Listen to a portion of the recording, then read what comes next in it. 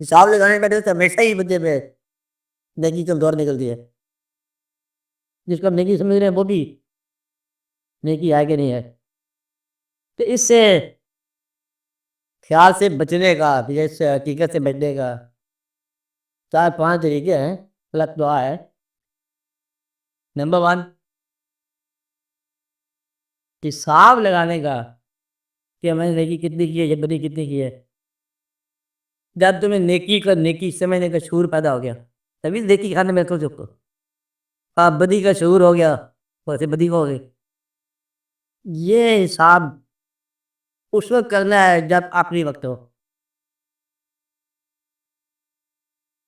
اور اگر دیکھو کہ وقت آپ یہ نہیں ہے، ابھی 1-2 دن باقی ہیں، تو پھر توبہ کے عمل سے بدی کو کام کر دیتے ہو. ہاں. اور شکر کے عمل سے نیکی میں اضافہ کر. ہاں. یہ ایک بات. اور اس فیصلے کے ساتھ اضافہ ہو سکتا ہے کہ آئندہ جو ہے میں زندگی وقت کر دوں گا اس کے نام ڈیوورشن سمت جو لمحات باقی ہیں. اب حساب کتاب سے ظاہر ہو گئے تم دیواری رکھ لو اس کے نام پر. ہاں. ایک طریقہ. دوسرا طریقہ اس کا فیصلہ کر لو اگر مجھے نیکی بدی سمجھ نہیں آتی تو میں کسی نیک انسان کا ہمیشہ کے لیے ساتھ دے دوں گا برائے نیکی. لیکن وہ ساتھ بھی نیکی دے اندر فن. تیسرا کہ آپ یہ جانو کہ اللہ تعالیٰ نے قرآن پاک فرمایا کہ میری رحمت جو ہے وہ میرے غضب سے زیادہ ہے. رحمت وسیع ہے. اور پھر جب کہتا ہے میں رحمت کرتا ہوں تو ان کو تاریکی سے نکال کر روشنی میں داخل کرتا ہوں اور ان کو گناہ سے نکال کر مغفرت میں داخل کرتا ہوں. معصیت مغفرت بن جاتی ہے. یہ اللہ کام ہے.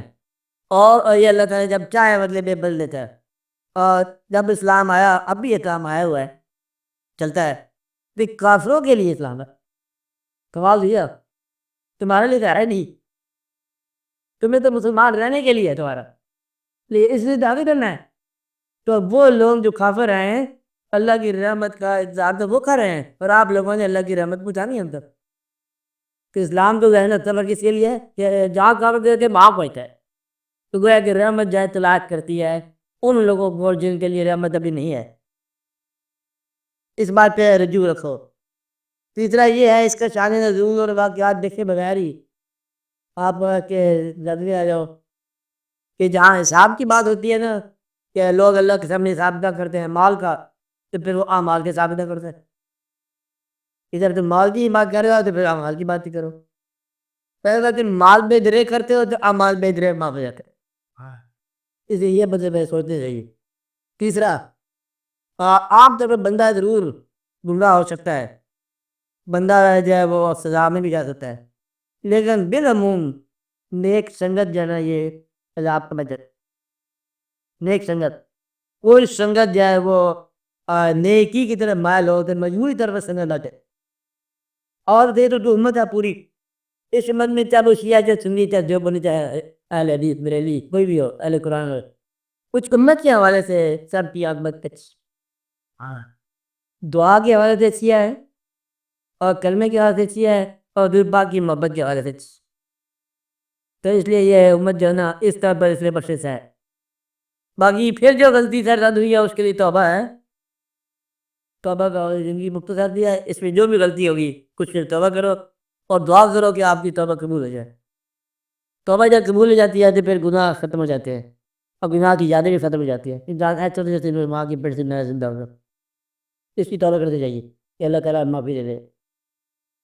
گناہ کی سب سے بڑی سزا یہ ہے کہ یاد گناہ رہے.